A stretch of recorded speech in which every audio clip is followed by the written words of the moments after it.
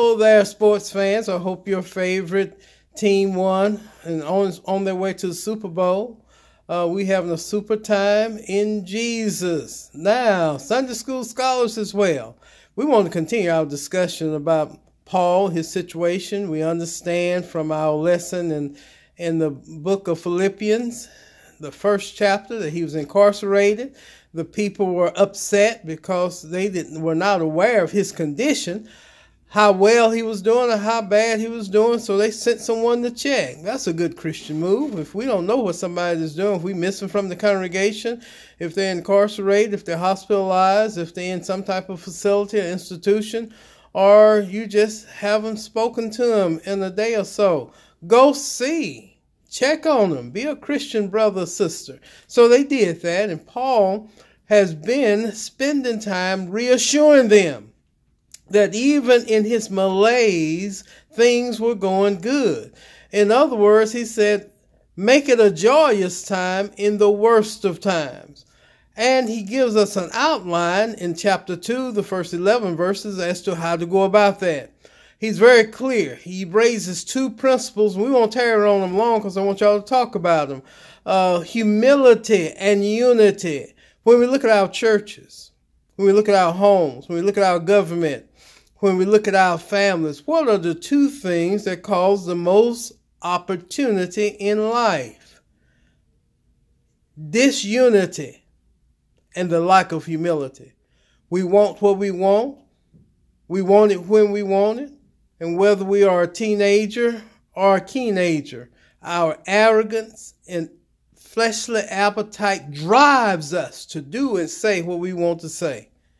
Now, based on that reality, that creates disunity because we all want our stuff. We all want our way.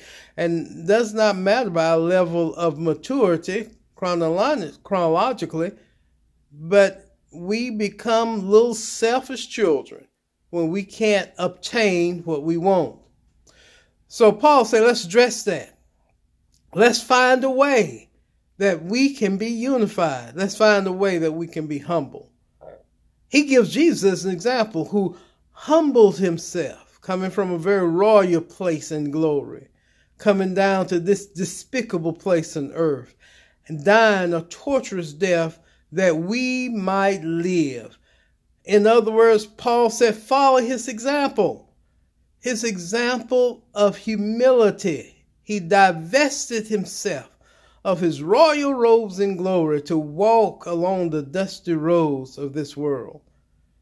Now, if that's our example, we're going to take down. We're going to change our attitudes. We're going to change our actions. We're going to consider others. And as we consider others, we will lose that disunifying selfishness that plagues, yes, even the church and Christian community. We're going to obtain the mind of Christ. Now, how do we know what that mind is? We're going to read his word. We're going to study his word. We're going to pray that the Holy Spirit will bring us up to the conscious awareness of what would Jesus do and what would Jesus say. And you're not going to be able to do that. I'm not going to be able to do that unless I have the mind, obtain, be open to the mind of Christ. How am I talking?